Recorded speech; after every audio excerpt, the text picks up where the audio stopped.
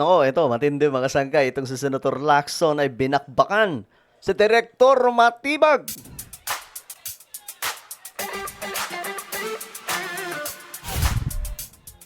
Tila baga hindi po nagustuhan ni Senator Lacson ngayon itong ginagawa ngayon ng NBI Director na si Matibag.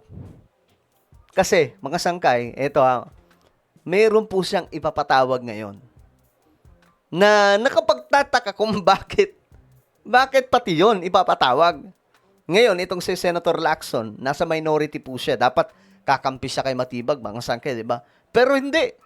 Aba, pag-usapan po natin ito.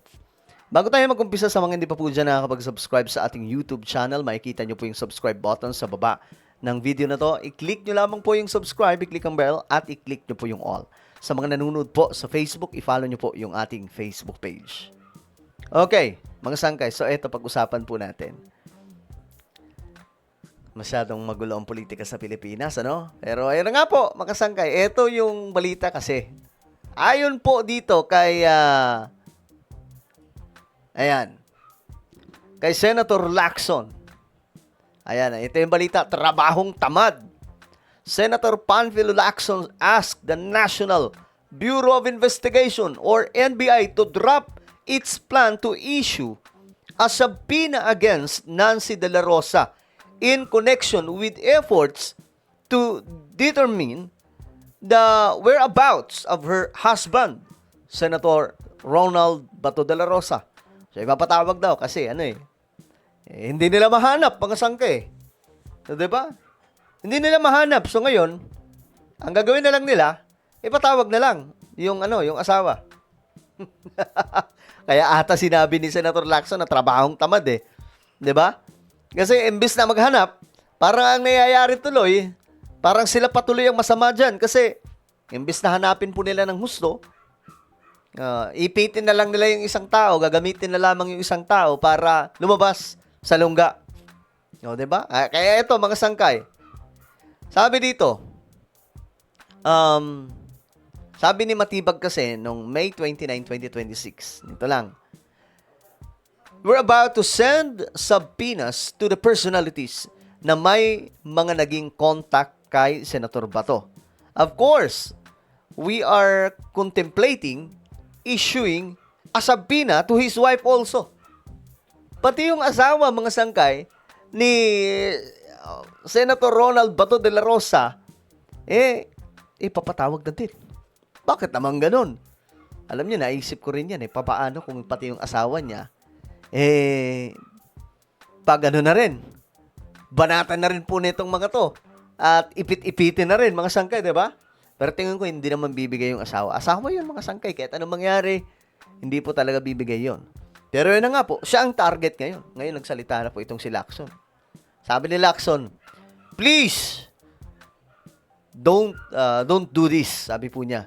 Aside from exposing your incompetence in intelligence work, harassing Senator De La Rosa's wife to track him is unprofessional. Trabahong tamad. Boom!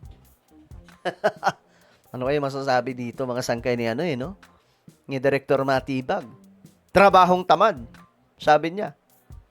Kasi, yun, mga sangkay, paano nyo, anong gagawin nyo? Para kayong mga dyan, para kayong kontrabidan yan. Kukunin nyo yung isang tao, tapos sila po yung gagamitin para mahanap o lumabas si Bato sa lungga. Hindi po pwede yun, mga sangkay. Ako, agree ako na hanapin si Senator Bato. Pero yung gagamit na sila ng ibang mga tao para ipitin si Senator Bato, ayun yung pangit Ito, general po ito si Lacson, mga sangkay, di ba?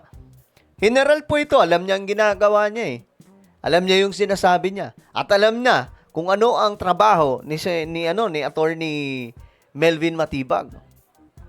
Kaya sabi dito, huwag mong gagawin yan. No? Aside from exposing your incompetence in intelligence work, harassing Senator De La Rosa's wife to track him is unprofessional. Trabahong tamad yan. So, tamad.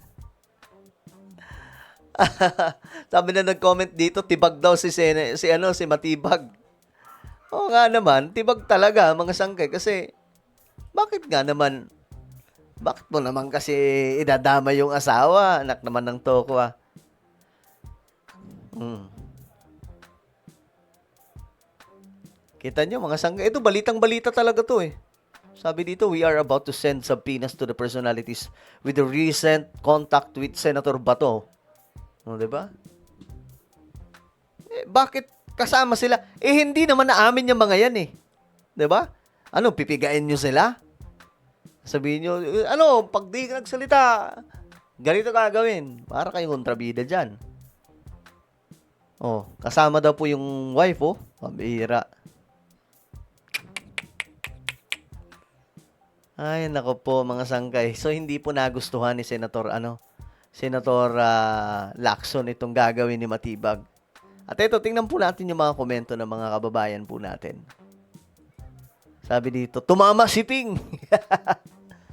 Sabi din naman, hindi dito ako pabor sa'yo, Senator Lacson.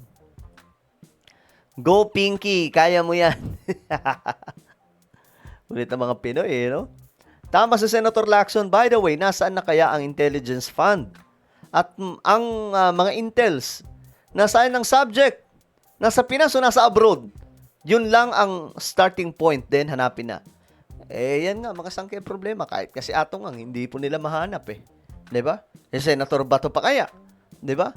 Para mapatunayan, ganito na lang. Para mapatunayan na ang gagaling nila, hanapin nila muna lahat. Tapos isunod na si Bato.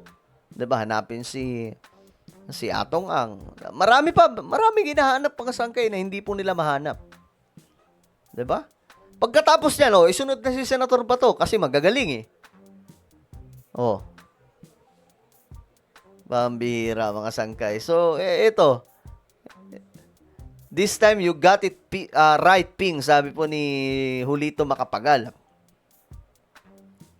Agree to Lacson on this. Wife has nothing to do, and even if she did something, no criminality or liability.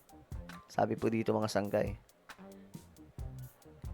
In fairness, Ping is not the kind opposition to do all sorts just to prove his argument correct. He still thinks to stick on the due process.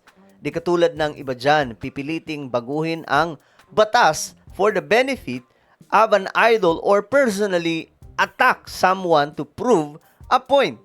Mga sangkay, totoo din naman. Kahit papano, si Ping Lacson, marunong lumugar. Hindi pinagpipilitan yung isang bagay na porket agree siya na mahuli na, sumuko si Senator Bato, papabor siya sa hindi tama, di ba? Well, guys, ano po ang inyong opinion sa banat ni Senator Lacson kay Direktor Matibag ng NBI? Comment down below. Mayroon tayong YouTube channel. Ito po yung Sangkay Revelation. Huwag niyo pong kalimutan na i-subscribe ito. I-click ang bell at i-click niyo po yung all. Alright? Ako na po ay magpapaalam. Mag-iingat pong lahat. God bless everyone.